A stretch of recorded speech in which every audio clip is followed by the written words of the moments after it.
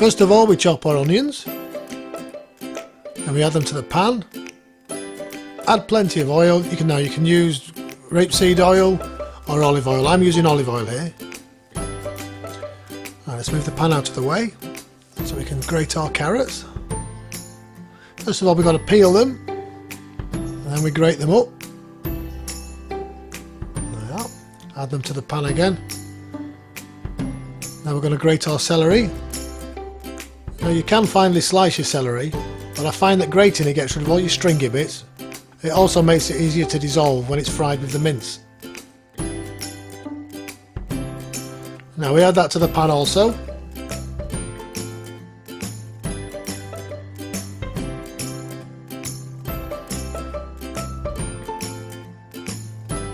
Now it's time to chop our garlic. Remember, when you're chopping garlic, make sure you keep your fingers out of the way. Again, like when you're chopping an onion, make your fingers into a claw shape and work with the knife blade on your knuckles, avoiding your fingertips. Add your garlic to your pan.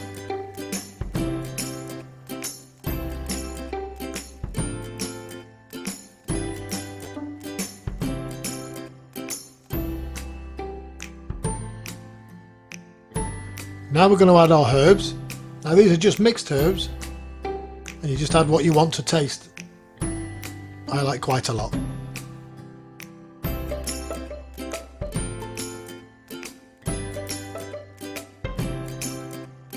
Add some salt, again to taste.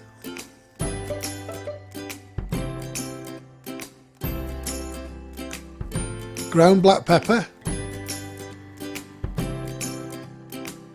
Add this to taste.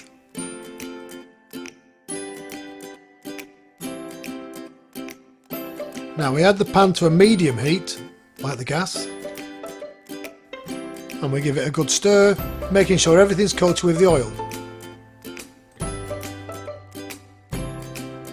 Now to make our sauce, we add 2 tins of chopped tomatoes, a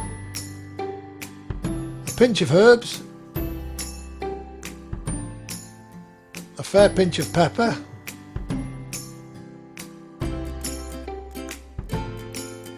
a tube of tomato puree,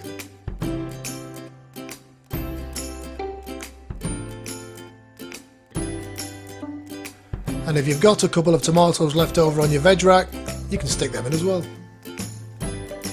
Blend everything up with the blender until you've got a nice smooth paste, like that. Now make sure you keep checking your onions aren't burning, give them a good stir.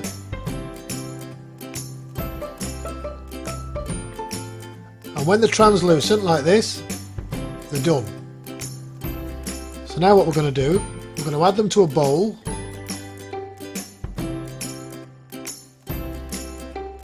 And we're going to leave some of the oil in the bottom of the pan. This will flavour the mince as it's frying. You won't need to add any more oil to fry the mince because the meat produces its own. This will be drained off later. Now give the mince a good stir up, otherwise it'll fry in one big lump. The aim is to brown the mince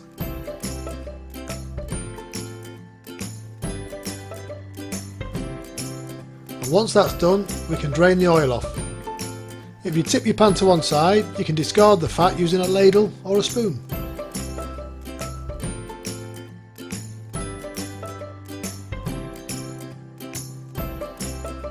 Now just leave a little bit of oil left in the pan and give that a mix together.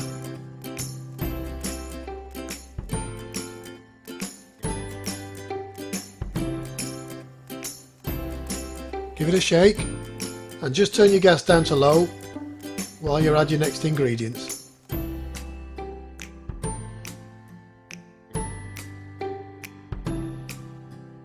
Now we add the oxo, and I'm just going to add a little bit more pepper as well.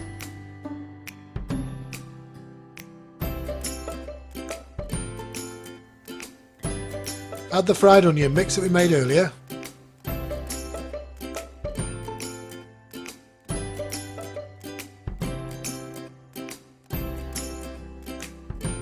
Stir it all in together.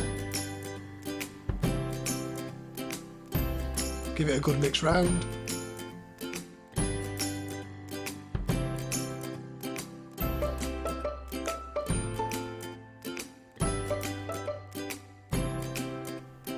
Once it's all mixed well, we can add our sauce.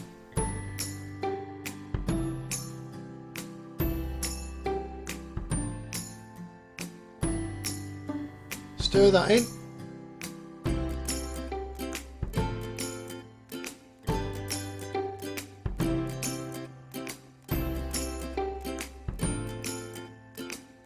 Make sure everything's coated.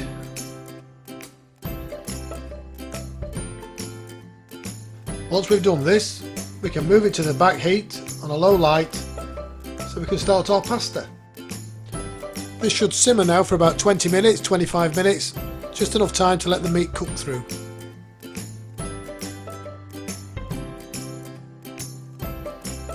For the pasta we'll need a pan of water. Add some salt, this flavours the pasta as it's cooking.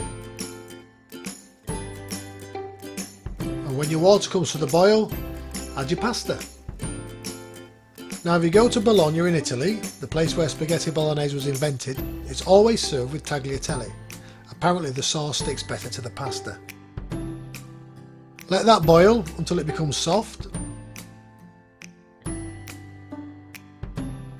Every now and again just check it, have a taste.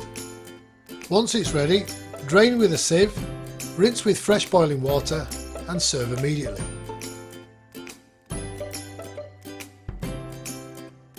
Add your sauce on the top.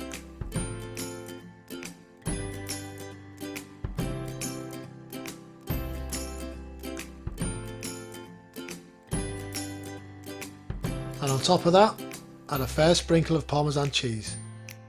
If you don't have parmesan cheese, cheddar will do just fine.